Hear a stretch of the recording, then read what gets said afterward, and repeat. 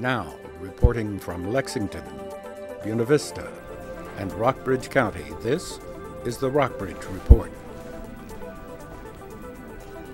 Good afternoon and welcome to the Rockbridge Report. I'm Katie Stewart. And I'm Stephen Peck.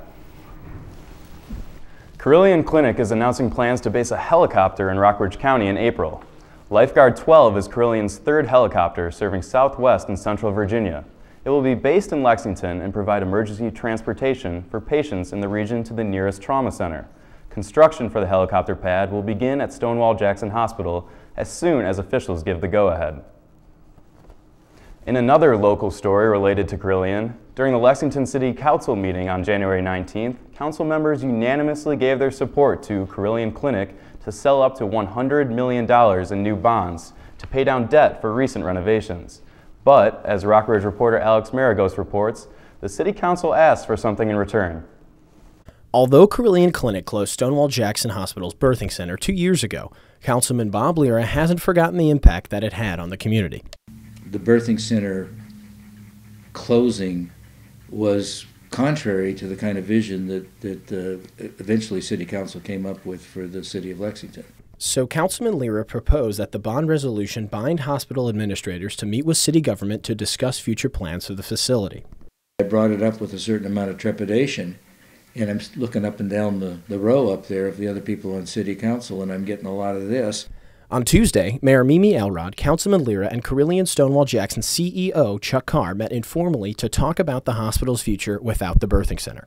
I think it's important for our community to realize that the hospital is moving forward. After talking with Carr, Mayor Elrod says the formal meeting called for in the resolution should address other issues that the public may have with Carilion. I don't think we need to go back over the birthing issue. I think people have, it's done. It doesn't look like it's coming back. Let's move forward. The official meeting called for in the resolution will be open to the public and will likely take place in March.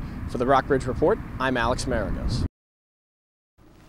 If the city and the hospital cannot find a date to meet in March, they will likely have to wait until after annual city budget meetings are finished in April. Even with the announcement of a helicopter to be based in Lexington, without a birthing center nearby, future mothers face a long trip to the hospital. Rockbridge Report's Emily Mosh explains why. Women in Lexington have to travel an average of 50 miles to give birth. This has been the case since Carilion Stonewall Jackson Hospital closed its birthing center nearly 2 years ago. I would have really liked to have had a childbirth center at Stonewall Jackson. Nadia Ayoub is 6 months pregnant. This is the first child she will be having in Lexington. She was disappointed to learn she would have to travel to Fishersville, Virginia to deliver. It's 40 miles, it's about a 45-minute drive. Marcia Crosby teaches childbirth classes here at Stonewall Jackson Hospital. She says the lack of a local childbirth center is dangerous for pregnant women, but the financial considerations were too much for the hospital to ignore. Florentian Verhager gave birth in Stonewall Jackson's birthing center just months before it closed down. I was the only one giving birth right at that time, so the nurses were there for me. I felt really supported. The fact that she was the only woman giving birth at the time was a telling sign that the hospital would soon stop offering maternity services. Verhager agrees a long drive during labor could be dangerous. There's, of course, the simple fact of the discomfort. Me driving for 5 minutes from my home to the hospital when I needed to go wasn't very pleasant. There's also, of course, the potentiality of things going wrong. Stonewall Jackson cited lack of both patients and doctors as the official reason for the closure. After the announcement, a large group of women protested outside the hospital. For the Rockbridge Report, I'm Emily Mosh. Women from Rockbridge County usually go to Augusta Medical Center in Fishersville or Lewis Gale Medical Center in Salem to deliver their babies. In local business news, construction of a new Sheetz gas station has been stalled by a Virginia Department of Transportation study. The gas station will be built at the intersection of East Nelson Street and Route 11 and will require the Pizza Hut building to be torn down. The City of Lexington has requested the study in order to ensure that Sheetz will not cause further traffic problems in the area. Renovation of the R.E. Lee Hotel means Lexington's Joyful Spirit Cafe will close down this spring. Lexington residents will not only lose a place to eat, but also a live venue for live music. Reporter Papa Osei has more on this story. It's not only food and friendly service that attracts customers to a Joyful Spirit Cafe. On Thursday nights, Joyful Spirit is at its busiest. The reason? Live music. By 7 p.m., all seats are filled and the music begins.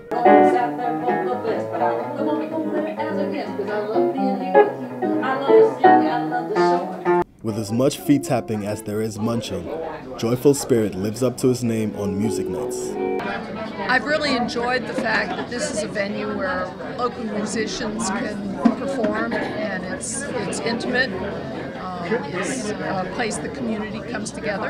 A big music fan, owner Louise Ward has hosted live music every Thursday night since January of last year.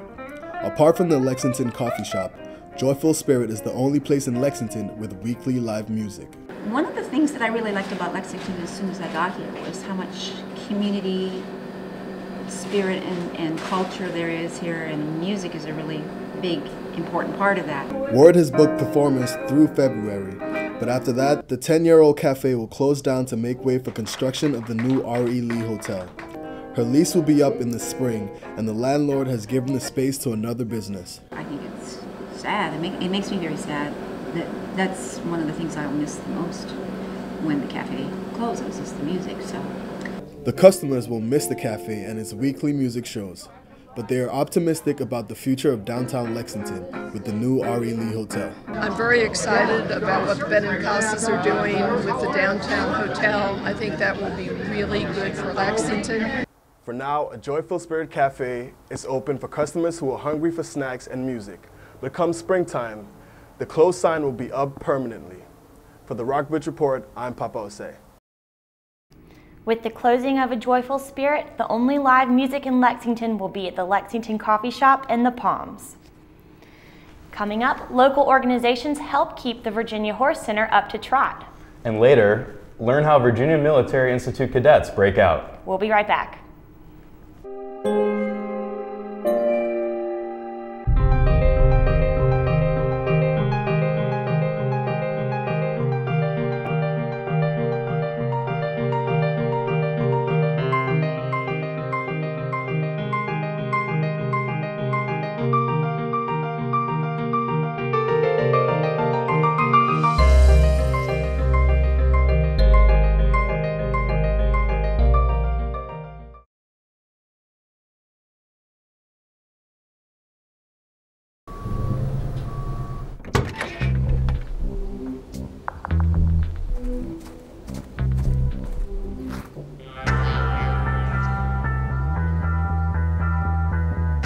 When you throw away money on wasted electricity,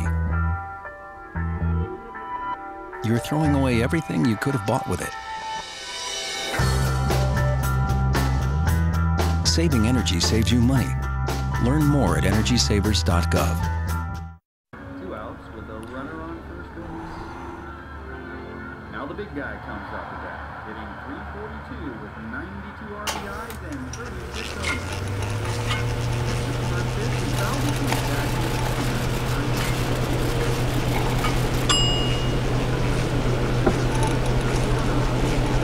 Chill raw and prepared foods promptly. 1 in 6 Americans will get sick from food poisoning this year. Keep your family safer. Check your steps at foodsafety.gov.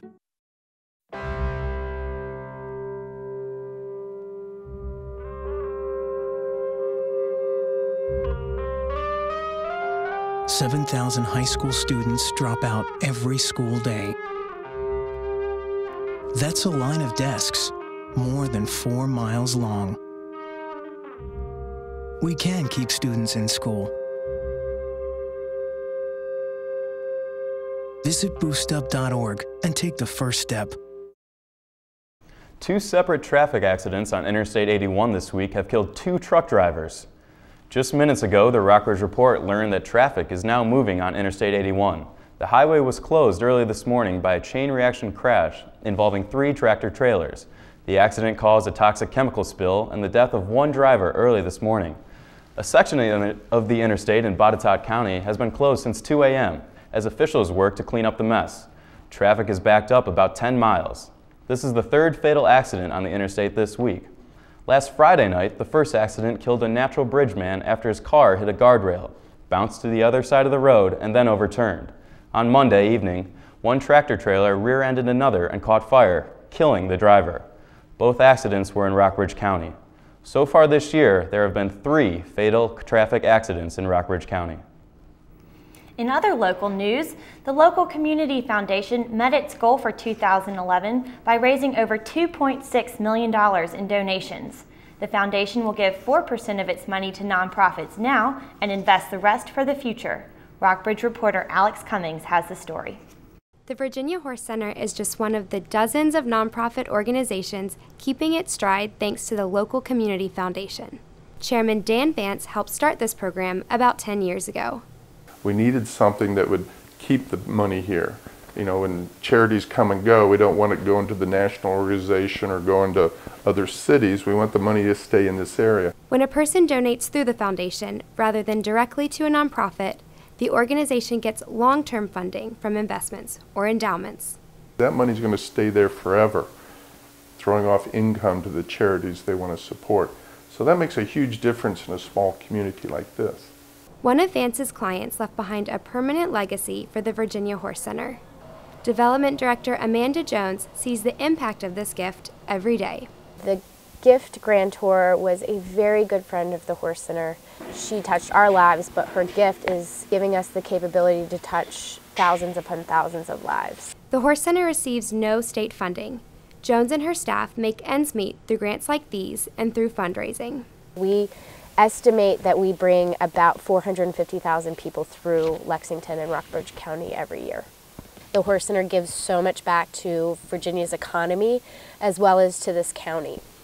By investing your money, you're making sure that charities are supported year after year after year. The foundation provides nonprofits like the Horse Center with gifts that keep on giving. For the Rockbridge Report, I'm Alex Cummings. The Community Foundation hopes to nearly triple its endowments in this year. A brother and sister duo dominate the Rockbridge County High School basketball court. And VMI rats break out. Find out more after the break. When some people struggle with their mortgage payments, they become frozen, petrified. Not knowing what to do, they do nothing. But the people who take action are far more likely to get the most positive outcome. Making home affordable is a free government program. Call now to talk one-on-one with a housing expert about the options that are right for you. Real help, real answers, right now.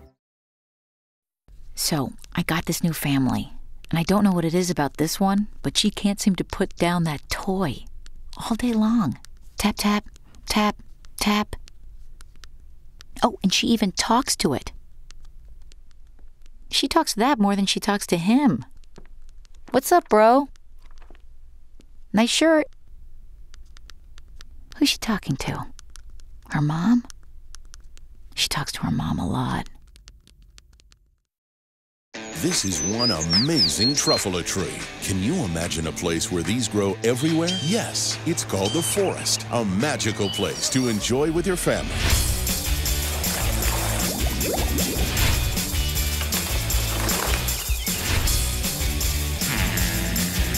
Ooh. So discover the forest and explore all the wonder that's there. Visit discovertheforest.org to find a forest near you. Every book is an adventure waiting to come to life. Visit new worlds.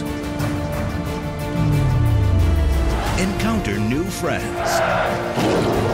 And discover the power of reading.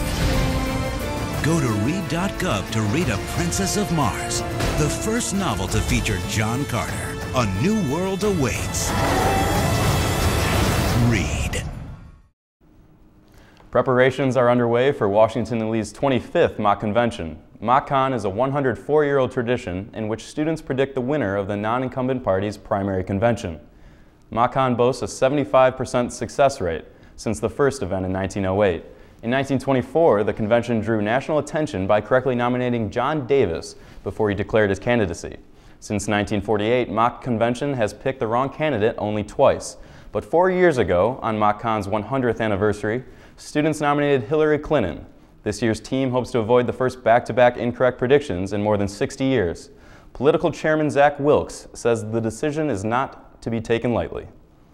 We're on the phone across the country with different doctors, political experts, and everyone there. We're in touch with people in D.C. who have intimate knowledge of the inner workings of the Republican National Committee. The student delegates have so far made correct predictions for the primaries in Florida, South Carolina, Iowa, and New Hampshire. 2 siblings at Rockbridge County High School are showing their skills on the basketball court, but they're known for more than just their shot percentages.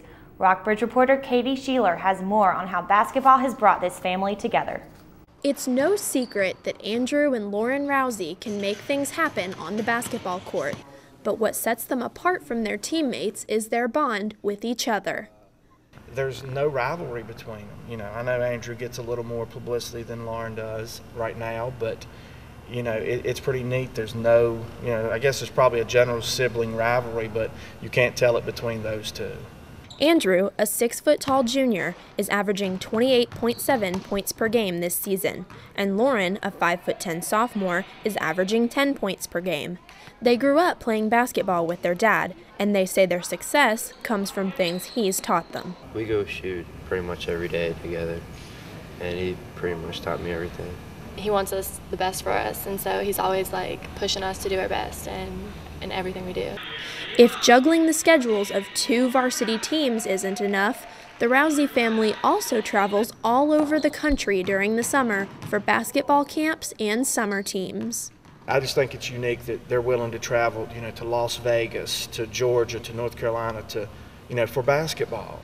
Andrew and Lauren don't like to play against each other, so instead they practice together and help each other improve. Lauren will say, I'll shoot basketball with you if you pitch softball with me. And so they've done this since they were very little. And so they work out a system where I'll do something for you if you will help me out. I mean, it's nice that we can practice something together when there's nobody else to practice with. Lauren and Andrew both wear the number 10, and even though this happened purely by accident, their mom says now it's become a tradition, and they both always want to wear the same number. For the Rockbridge Report, I'm Katie Shelor. Andrew is leading the boys' team in points this season, and Lauren is leading the girls in rebounds. Even though the groundhog Punxsutawney Phil saw his shadow today, it doesn't feel like winter will be lasting for 6 more weeks in Lexington. Friday, the mild sunny weather will continue with a high of 59, dropping to a low of 37. Saturday, clouds will roll in, but the temperature will stay in the mid-50s with a low of 42 overnight. A few showers will dampen Super Bowl Sunday with a high of 51. Expect the rain to continue into Monday, but the temperature to stay in the low 50s. The sun will try to shine on Tuesday with the high climbing up to 56 and a low of 31. Virginia Military Institute's RAT class students have officially become 4th class cadets. Reporter Michael McGuire has a story on the transition known as Breakout. These Virginia Military Institute students began their day at 5 a.m. In full combat uniform, they're marching to a farm several miles away. There, they must complete one final task before officially becoming 4th class cadets. They call this Breakout, the day they leave their RAT class status behind. Cameras are not allowed to record Breakout, but this year the school's youngest cadets will build a staircase along a hillside using 4,000 bags of sand. VMI's Director of Communications and Marketing, Colonel Stuart McInnes, says that this physical challenge changes each year, but its unifying effect on the RATs does not. It's almost like family, or even, maybe it is family. I mean, they just, there's something about this entire experience that just stays with them throughout their lives. That's the case for 3rd class cadet Alyssa Ford, who went through Breakout last year. It felt so amazing to be done. It was just like, I did it, I made it through, I survived, I gave it my all, it was great. Being a RAT at VMI means minimal interaction with upperclassmen, restricted internet access, and no cell phones. You're in your own world. You have to find things to do, which either you're cleaning, studying, or sleeping. It also means being prepared for exercise at the command of older cadets. This experience sometimes turns students away. McInnes said several students withdraw before Breakout each year, but the majority stays, and like Ford, considers being a RAT worthwhile. Oh, absolutely. I'd do it again. Maybe. Saturday's Breakout was a success. Until the start of next school year, VMI's campus will be RAT-free. This is Michael McGuire for the Rockbridge Report, Lexington, Virginia. About 450 former rats can now move through the ranks at VMI. That's all we have for you on today's Rockbridge Report. For more news throughout Lexington, Buena Vista, and Rockbridge County, check out our website at rockbridgereport.washingtonandlee.net. I'm Katie Stewart. And I'm Stephen Peck. Thanks for joining us, and have a good night.